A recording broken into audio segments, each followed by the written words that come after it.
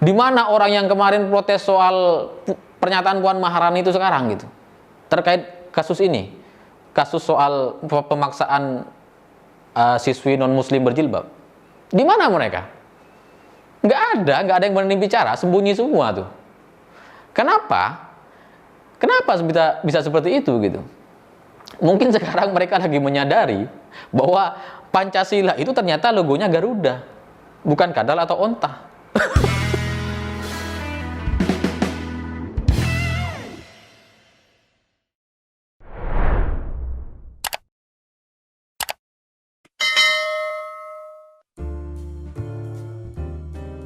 Selamat malam para mantan, selamat malam buat kalian yang sampai hari ini masih belajar bagaimana caranya memaafkan masa lalu. Selamat belajar. Video kali ini akan saya buka dengan sebuah pertanyaan buat kalian yang sering nyetir atau sering berkendara sendiri begitu. Pernah nggak kalian ngelihat di jalan ada mobil Avanza, Xenia atau Calya atau yang mobil sejuta umat lainnya, tapi logonya logo Lexus? Bukan logo Toyota gitu. Pernah lihat nggak? Jadi pas disalip, wih, Avanza gitu. Pernah lihat nggak sih? Itu kan maksa banget ya. Bukan pasangannya, bukan logonya, tapi dipaksa-paksakan gitu. Saya jadi teringat kayak kejadian di SMK Padang kemarin. Jadi orang non-muslim, siswi non-muslim dipaksa pakai jilbab gitu. Itu ya sama kayak Lexus sama kayak Toyota dipaksa pakai logo Lexus tadi gitu. Aneh. Memang kita itu susah membayangkan bagaimana rasanya dipaksa gitu. Karena kita ini orang-orang muslim, mayoritasnya masyarakat muslim di Indonesia ini Islam. Jadi mungkin kita sulit untuk membayangkan bagaimana rasanya dipaksa pakai jilbab. Kalau kita tidak bisa membayangkan itu, ya coba bayangkan ada aturan tadi gitu. Aturan di sebuah daerah bahwa semua mobil Avanza dipaksa pakai logo Lexus. Kira-kira enak nggak tuh? Atau kalau sampai di sini masih belum kerasa gitu, belum ada feel-nya gitu. Bayangkan Anda punya Lexus, punya BMW, punya Mercy terbaru gitu. Terus ada peraturan daerah memaksa bahwa semua mobil-mobil itu, Mercy, Lexus, BMW itu dipaksa ganti logo Wuling. Ngesek gak tuh? Nah, pemaksaan tuh kayak gitu. Gak enak. Bahwa kemudian kepala sekolah bilang, ini tuh 46 siswi non-muslim yang ada di situ sudah mengenakan jilbab dan itu tanpa paksaan katanya. Mereka melakukan sukacita dengan riang gembira katanya. Itu menjadi aneh gitu. Bahwa katakanlah itu benar gitu, katakanlah itu benar. Kan jadi pertanyaan begini, kenapa kalau memang tanpa paksaan, kenapa sekolah memanggil wali murid ke sekolah dan bicara soal jilbab ini, bicara soal anaknya yang nggak pakai jilbab? Katanya tanpa paksaan, kok dipanggil gitu? Kalau tanpa paksaan kan begini, aturan itu ada tanpa paksaan, yang mau pakai, yang nggak pakai nggak apa-apa kan itu gitu. Ini yang nggak pakai dipanggil ke sekolah wali muridnya, ya itu paksaan gitu. Apalagi wakil kepala sekolahnya bilang kalau ini sudah menjadi aturan sekolah katanya. Aturan sekolah. Ini wakil kepala sekolah sama kepala sekolahnya nggak sinkron gitu, bertentangan, dan buruknya mereka ini kayak nggak nyadar gitu. Tanpa paksaan dan aturan itu dua hal yang berseberangan gitu. Tidak ada satupun aturan yang tidak memaksa gitu. Bagi sebagian orang. Jadi ketika sebuah aturan sudah ditetapkan, dibuat begitu, itu memaksa semua orang yang ada di dalamnya, di komunitas itu untuk taat aturan. Itu namanya paksaan gitu. Paksaan. Bagaimana ceritanya sebuah aturan tidak memaksa? Kan aneh gitu.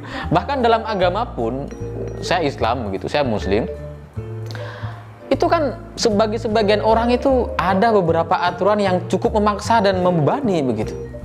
Kalau seandainya tidak ada aturan itu, wah kita kayaknya nggak akan melakukan itu gitu.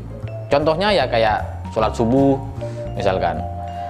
Kira-kira kalau dalam Islam tidak ada sholat subuh, tidak ada gitu, mungkin nggak sih kita bangun tengah malam jam 4 terus bukan tengah malam, dini hari jam 3 atau jam 4, terus sholat gitu, terus ngaji gitu. Bisa nggak sih kayak gitu gitu?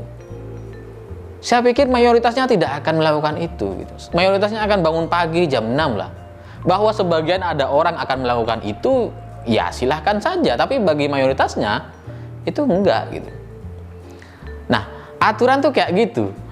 Aturan itu sekalipun kita nggak suka, tapi karena kita sudah berkomitmen, karena kita sudah terlanjur masuk begitu, maka kita harus ikuti aturan itu. Itu namanya aturan. Tidak bisa sebuah aturan dianggap itu tidak ada paksaan, harmoni, riang gembira, dijalankan dengan sukacita. Nggak bisa gitu. Dan bahwa kemudian kepala sekolah dan wakil kepala sekolah bilang selama ini nggak ada gejolak katanya.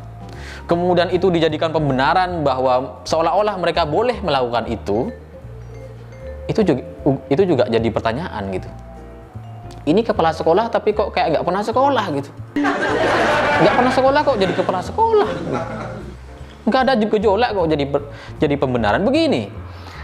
Nggak ada gejolak itu bisa karena orang merasa terintimidasi, orang merasa takut untuk melawan karena itu sudah jadi aturan.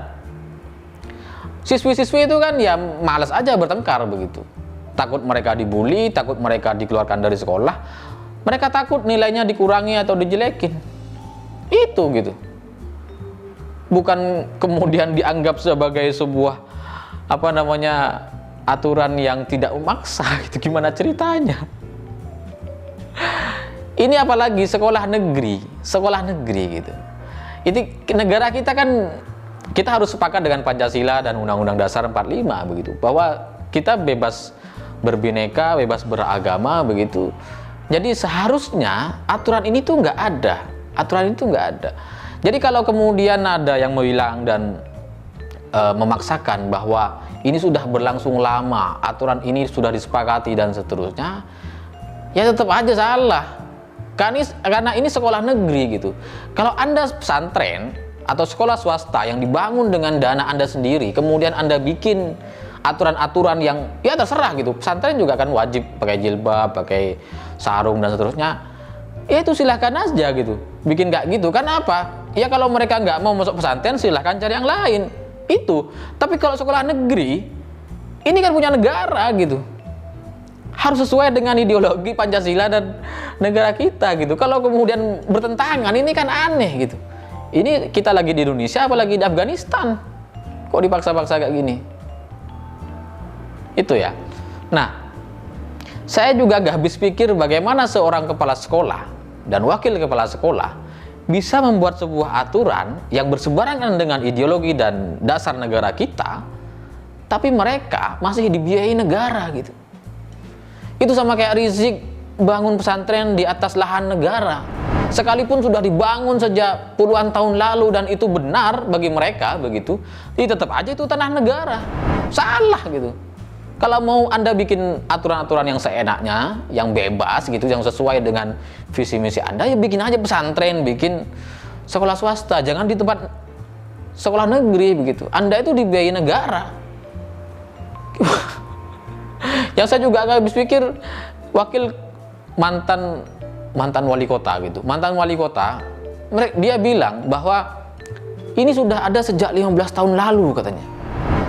Dan itu sudah sesuai dengan kearifan lokal, pakai baju kurung.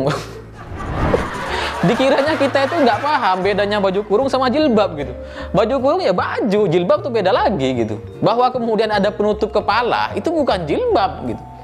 Coba aja lihat sejarah deh. Orang pakai baju kurung, itu ada dua versi. Ada yang pakai penutup kepala, ada yang enggak. Itu gitu. Jadi baju kurung dan jilbab itu ya beda, sama kayak Avanza sama Lexus gitu. Jauh banget bedanya.